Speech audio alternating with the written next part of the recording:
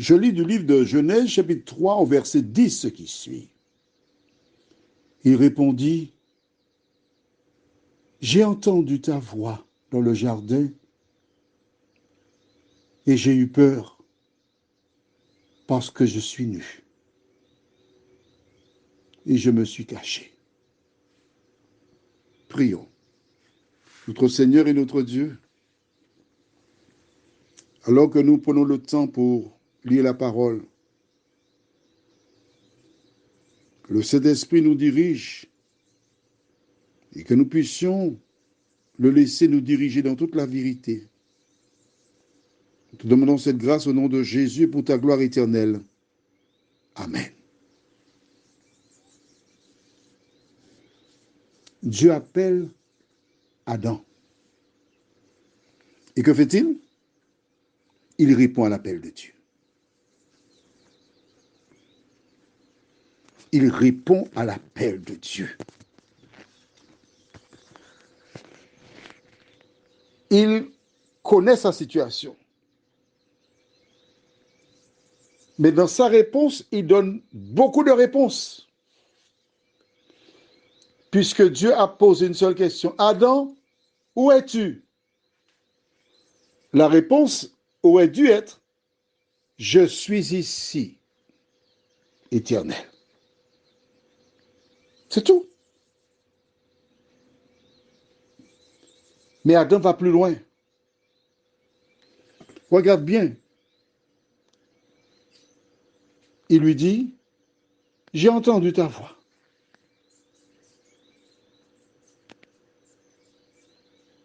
Probablement, Dieu ne l'a pas appelé une seule fois. Mais il lui dit, j'ai entendu ta voix dans le jardin. Et j'ai eu peur. J'ai eu peur. La peur. C'est quelque chose que tous nous connaissons. Je me rappelle quand j'étais enfant, j'étais très gentil. Des gens te diront que j'étais pas gentil. Bon, écoute, tu sais, chacun interprète comme bon lui semble. Moi, j'étais très gentil. Mais quand je dis gentil, c'est que j'aimais faire des farces, mais j'étais gentil.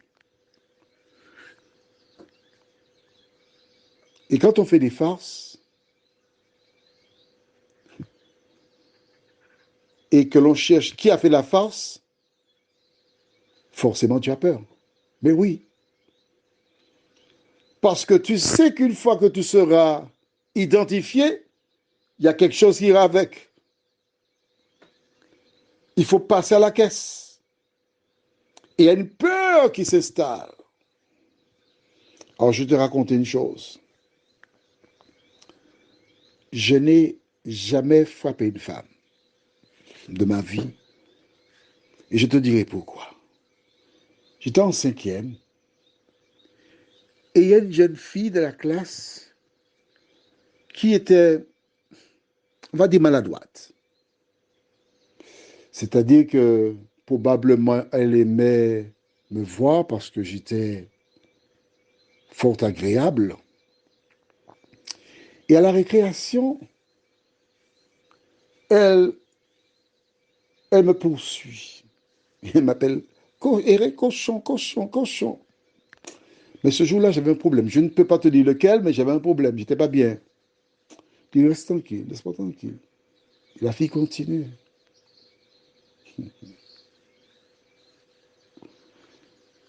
Obsédé à la récréation, plusieurs personnes me regardent sourire.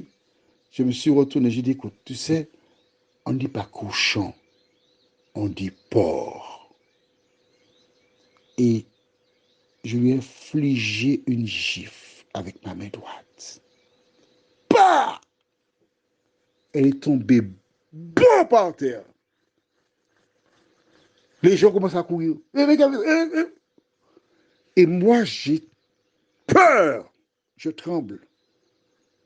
On l'emmène à l'infirmerie. On m'emmène à l'infirmerie aussi. Le directeur n'est pas encore arrivé. Alors je me penche vers elle. Je touche son visage. Réveille-toi, réveille-toi, réveille-toi, réveille-toi. Mais la fille ne se réveille pas. Je t'assure que j'ai peur. Et lorsque le directeur arrive, tel un roseau, monsieur, c'est vous qui avez fait ça? Je n'ai pas fait exprès, monsieur. Maman! Il a mis ma tête entre ses deux jambes. Il a pris une règle assez forte. Il m'a pas donné, il m'a foutu des coups de règle sur les fesses. Pa, pa, pa, pa. J'ai eu mal. Mais je ne peux pas crier parce que si je criais, tout le monde saurait que j'ai crié, je suis un homme. J'ai pris mes petits coups. Je suis entré dans la salle de classe, j'ai baissé la tête, j'avais honte. J'ai eu peur ce jour-là. J'ai eu peur. J'ai demandé pardon, mais dès qu'elle me voyait, elle changeait de trottoir. Vois-tu, quand tu poses des actions, tu dois supporter les conséquences. Et là, Adam a dit à Dieu, j'ai eu peur, j'ai entendu ta voix, parce que je suis nu. Je suis dénudé. J'ai honte de me tenir en ta présence comme je suis là.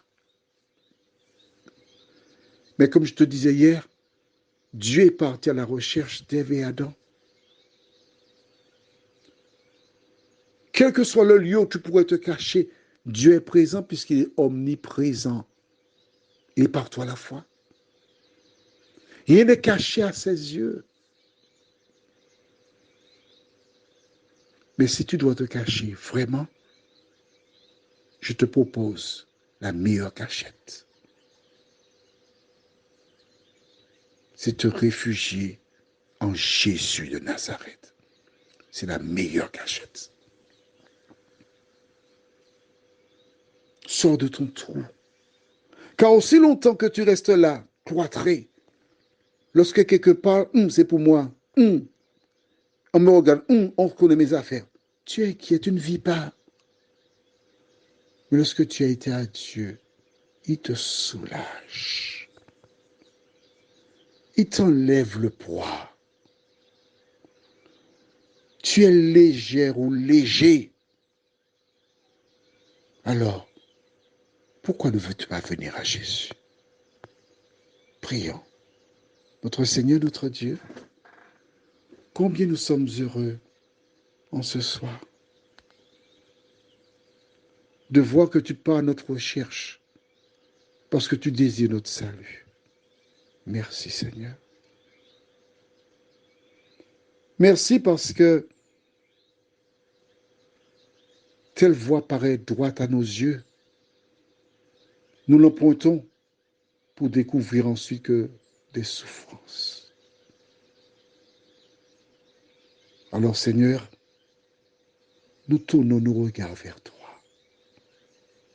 Nous croyons que tu nous aimes, car la Bible nous rapporte l'histoire du larron sur la croix, condamné à mort. Il ne pouvait plus rien faire en dehors de tourner ses regards vers Jésus, lui dire, Seigneur, quand tu viendras dans ton règne, pas avant, non, mais quand tu viendras dans ton règne, souviens-toi de moi. Et Jésus lui répondit, je te le dis aujourd'hui, tu seras avec moi dans le paradis. Seigneur, permets que toutes les autres personnes qui ont mené une vie éloignée de tes principes se rappellent que tu n'attendais que cela pour pardonner à cet homme et que tu feras de même pour nous. Merci pour ta parole. Merci pour ton pardon. Nous t'avons prié au nom de Jésus pour ta gloire éternelle. Amen. Que l'Éternel continue de t'encourager, car à travers ce message, il t'appelle. Réponds à son appel. Je te souhaite une bonne nuit.